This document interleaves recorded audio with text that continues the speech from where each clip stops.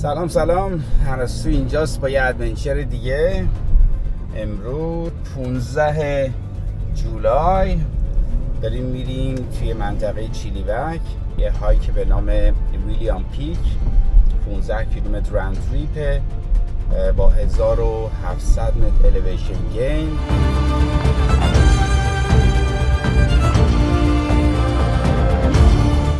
پدرام هم داره میاد، بذار سوار شه.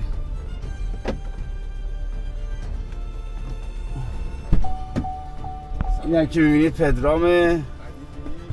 یه هلو کن دوربینو. هلو. نفس دهان به دهان دادی؟ آره. خب یه جور بزنم که یارو نشه. من چند تا بچه ها رو نمیشناسم. محمد، پوریا، پدرام که اینجاست، شایان، امید، مریم صالحی، فیا که نمیشناسمش و مرتضی.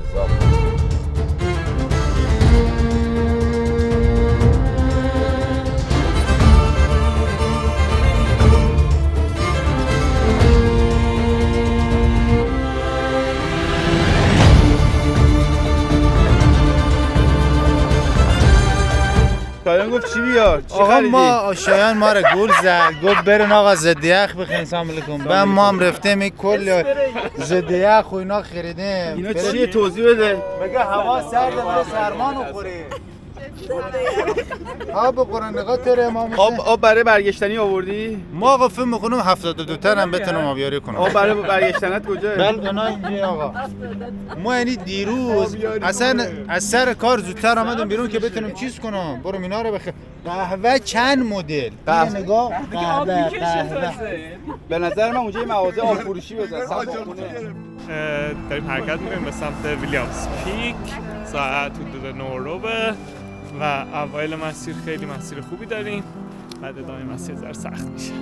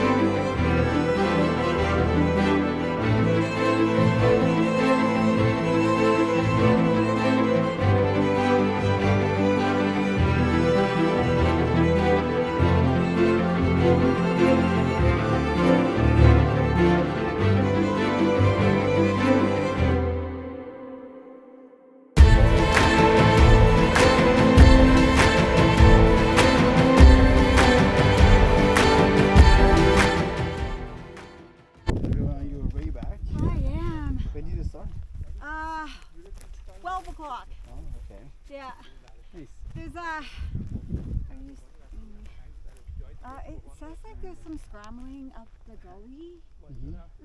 There's not. Like you're. How was that? After like the boulder field, you're literally on soil all the way to the top. It's just like steep heather. But yeah, so I was like, I kept waiting for it, and I took a big snack. I'm like, once I get to the scramble gully, nah, I was 5 minutes from the summit by then. You literally walk up How to was the it top. scrambling? Yeah, it's not. That's the thing. The boulders are probably, depending on how comfortable you are, they're pretty solid. There's just a lot of boulders up until you get around. And then when you're in like the grassy, I guess I think of gully more narrow rock chimney. Once you get to the other side, it's just... Where's the gully? It's on the other side. Oh, the other side, okay. Yeah, and so I don't think you go all the way to that one. You kind of follow, you know, like that pale band that you kind of see halfway up the shoulder to the right. Oh, okay, yeah, I saw that. That's where you kind of go up, and then you start going on the other side, and then you walk up. Okay. Cool. Take care.